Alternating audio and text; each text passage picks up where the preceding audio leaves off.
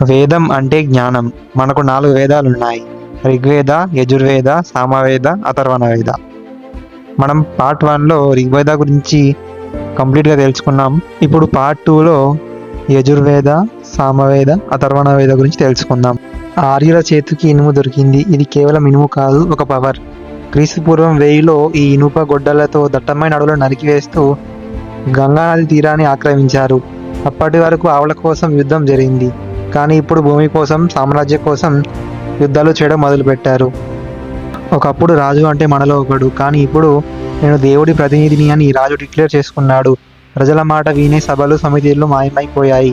తన పవర్ నిరూపించుకోవడానికి అశ్వమేధ యాగం చేసి రాజు గుర్రం ఎక్కడి వరకు వెళ్తే ఆ భూమి మొత్తం రాజుదేనని డిక్లేర్ చేశారు. కానీ కాదని ఎవరైనా అడ్డుపడితే ఇక యుద్ధమే. కురు సామ్రాజ్యపు గర్వం పరీక్షిత్తు. సర్పాల మీద పగబట్టి యాగం చేసిన ఆయన కొడుకు జనమేజయుడు.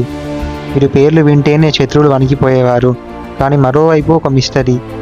కింగ్ జనక మహారాజు. ఈయన కత్తితో యుద్ధం చేయడమే కాదు, పండితులతో మహాజ్ఞానం గురించి చర్చించి వారిని ఓడించేవాడు. పవర్ అండ్ మైండ్ కలిస్తే ఎలా ఉంటుందో వీళ్ళు నిరూపించారు. ఇక్కడే అసలైన ట్విస్ట్ మొదలైంది. అంతకుముందు మీ టాలెంట్ని బట్టి మీ వర్ణం ఉండేది, కానీ మలివేద కాలంలో అది ఒక జైలులాగా మారింది. మీరు బ్రాహ్మణుడి ఇంట్లో పుట్టారా, మీరు పూజారి. శుద్రుడి ఇంట్లో పుట్టారా, మీరు సేవకులే. పుట్టుకతో మనిషికి ముద్ర వేసే ఈ వర్ణ వ్యవస్థ సమాజాన్ని 2 ముక్కలుగా మార్చింది. ఇది ఒక టైం బాంబ్లా మారుతుంది. యజుర్వేదం అంటే ఏమిటి? యజాంషి అంటే యజ్ఞం అని అర్థం. అంటే యజ్ఞయాగాదులు ఎలా నిర్వహించాలి, ఆ సమయంలో చదవాల్సిన మంత్రాలు ఏమిటి అని వివరించే వేదమే ఈ యజుర్వేదం. యజుర్వేదంలో 2 ముఖ్యమైన భాగాలున్నాయి. ఒకటి బ్లాక్ యజుర్వేదం, ఇంకోటి వైట్ యజుర్వేదం. దీన్ని తెలుగులో శుక్ల యజుర్వేదం, కృష్ణ యజుర్వేదం అని అంటారు. శుక్ల యజుర్వేదం చాలా స్పష్టంగా మంత్రాల రూపంలో ఉంటుంది. దీన్ని ఆదిత్య సంప్రదాయం అని కూడా అంటారు. కృష్ణ యజుర్వేదం అంటే ఇందులో మంత్రాలతో పాటు వాటిని ఎలా ఉపయోగించాలో వివరణలు కూడా కలిసి ఉంటాయి. దీన్ని బ్రహ్మ సంప్రదాయం అని పిలుస్తారు.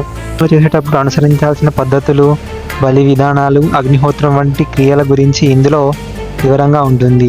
ముఖ్యంగా సామాజిక జీవనం, రాజులు బాధ్యతలు మరియు ఆ కాలం నాటి వ్యవసాయం గురించి కూడా ఇందులో ప్రస్తావనలు ఉన్నాయి. మనం ప్రతిరోజు జపించే అత్యంత శక్తివంతమైన శ్రీ రుద్ర మంత్రాలు మరియు పంచాక్షరి మంత్రాలన్నీ కూడా ఈ వేదం ద్వారానే లభించాయి. యజుర్వేదం అనేది పూజల పుస్తకం మాత్రమే కాదు, అది క్రమశిక్షణతో కూడినటువంటి జీవన విధానాన్ని మరియు ప్రకృతిని ఎలా గౌరవించాలో నేర్పే ఒక అద్భుతమైన మార్గదర్శి. సామవేదం అంటే పాటల వేదం, బుక్ ఆఫ్ చాంట్స్. భారతీయ శాస్త్రీయ సంగీతానికి అంటే ఇండియన్ క్లాసిక్ మ్యూజిక్కి ఇది ఒక మూలాధారం. ఇందులో మంత్రకుండా ఒక పద్ధతిలో గానం చేయడం జరుగుతుంది. అందుకే దీన్ని మెలోడియస్ సమూహం అంటారు. మీరు ఎగ్జామ్లో గుర్తుపెట్టుకోవాల్సిన పాయింట్ ఏంటంటే సమవేదంలో మంత్రాలు స్వతంత్రమైనవి కావు. ఇందులో మొత్తం 1549 శ్లోకాస్ ఉంటే దానిలో 75 మాత్రమే కొత్తవి. మిగిలినవన్నీ ఋగ్వేదం నుంచి తీసుకున్నవే. ఋగ్వేద మంత్రాలను సంగీతాన్ని అద్దితే ఎలా ఉంటుందో ఇది వివరిస్తుంది. యజ్ఞ యాగాలు జరిగేటప్పుడు ముఖ్యంగా సోమయజ్ఞం సమయంలో సామవేద మంత్రాలను పాడే పూజారులను ఉద్గాతృ అని పిలుస్తారు. సామవేదానికి సంబంధించిన 3 ప్రధానమైన శాఖలు కౌదుమ, రణాయనీయ, జైమినియ. ఎగ్జామ్ పాయింట్ ఆఫ్ వ్యూలో గుర్తుంచుకోవాల్సిన 2 విషయాలు. ఉపనిషత్తుల్లో 2 ఉపనిషత్తులు వెరీ వెరీ ఇంపార్టెంట్. దానిలో ఫస్ట్ది చాందోగ్య ఉపనిషత్తు, రెండవది కేన ఉపనిషత్తు. చాందోగ్య ఉపనిషత్తు అంటే ఇది అత్యంత ముఖ్యమైనది. ఇందులో ఓంకార, ప్రశస్త్యం మరియు సత్యకామ జాబాలి కథ ఉంటుంది.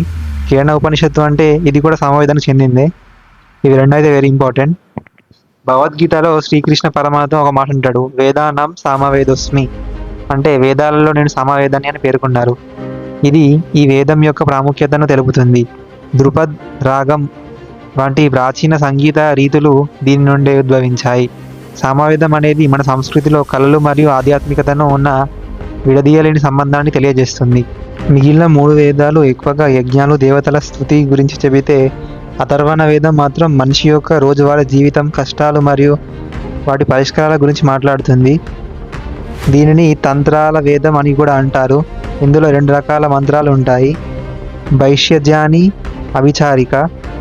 భైష్యజాని అంటే వ్యాధిని నయం చేయడానికి ఉపయోగించేవి. అభిచారిక అంటే దుష్టశక్తులను శత్రువులను దూరంగా ఉంచడానికి చేసే మంత్రాలు. కాంపిటేటివ్ ఎగ్జామ్స్లో ఇది ఒక మోస్ట్ ఇంపార్టెంట్ అని చెప్పొచ్చు. ఎందుకంటే వైద్యశాస్త్రానికి సంబంధించిన మూలాలు మరియు మన ఇండియన్ వైద్యానికి సంబంధించినవన్నీ అథర్వణ వేదం నుండి మనకు లభిస్తాయి. అథర్వణ వేద కాలం ఆనాటి సామాజిక పరిస్థితులను బాగా వివరిస్తుంది. సభ మరియు సమితి వీటిని ప్రజాపతి యొక్క 2 కుమార్తెలుగా ఇందులో అభివర్ణించారు. ఇది ఆ కాలం నాటి ప్రజాస్వామ్య మూలాలను సూచిస్తుంది.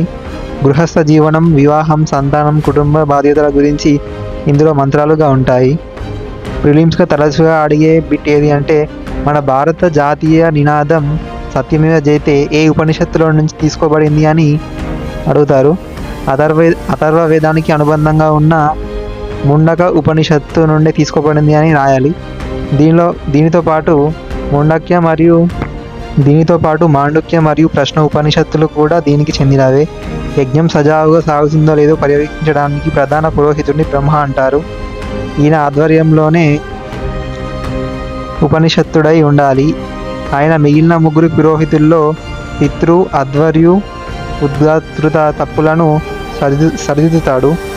అథర్వణ వేదం అనేది కేవలం ఆధ్యాత్మిక గ్రంథమే కాదు, ఇది ప్రాచీన భారతదేశం యొక్క సైన్స్, మెడిసిన్ మరియు సోషియాలజీ కలయిక.